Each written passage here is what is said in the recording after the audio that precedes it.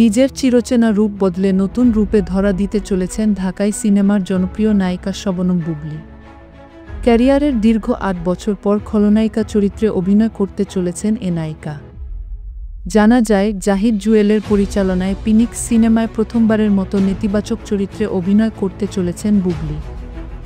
রোববার ১৫ ডিসেম্বর ঢাকার পার্শ্ববর্তী একটি লোকেশনে ছবিটির মারপিটের দৃশ্যের শুটিংয়ে অংশ নিয়েছেন এ অভিনেত্রী। গণমাধ্যমকে ছবির বিষয়ে প্রযোজক শিমুল খান বলেন, প্রতিশোধ ও পাল্টা প্রতিশোধের গল্প নিয়ে এ সিনেমা তৈরি করা হবে। সিনেমাটির বড় চমক হলো একটি চরিত্র ছাড়া সব চরিত্রই নেগেটিভ। একেবারে নতুনভাবে পর্দায় বুবলীকে দেখা যাবে। এই ছবিতে বুবলীর সহশিল্পী হিসেবে রয়েছেন আদর আজাদ। এদিকে কক্সবাজার ও রামুতে নভেম্বরে ফিনিক্স ছবির শুটিং শুরু হয়। এর আগে তারা দুজন তালাশ ও লোকাল নামে দুটি ছবির শুটিং করেছেন। সিনেমার শুটিং প্রসঙ্গে পরিচালক জাহিদ জুয়েল জানান, ফিনিক্স এর শুটিং শুরু হয় নভেম্বরের দিকে। আগামী ২২ ডিসেম্বরের মধ্যে বড় অংশের শুটিং শেষ করে দেশের বাইরে গানের শুটিং করার পরিকল্পনা রয়েছে তাদের।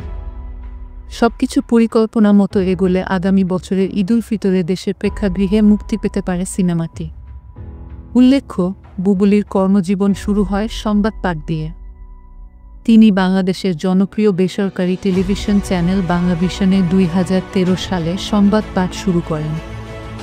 এরপর ২০১৬ সালে বসবিরি চলচ্চিত্রের পরিচালক শামীম আহমেদ রনি তাকে এই চলচ্চিত্রে অভিনয়ের প্রস্তাব দিলে তিনি সম্মত হন। অপু বিশ্বাসকে এই চরিত্রের জন্য নির্বাচন করা হয়েছিল। পরে অপু বিশ্বাস নিজেকে এই চলচ্চিত্র থেকে সরিয়ে নিলে তার স্থানে বুবলীকে নির্বাচন করা হয়।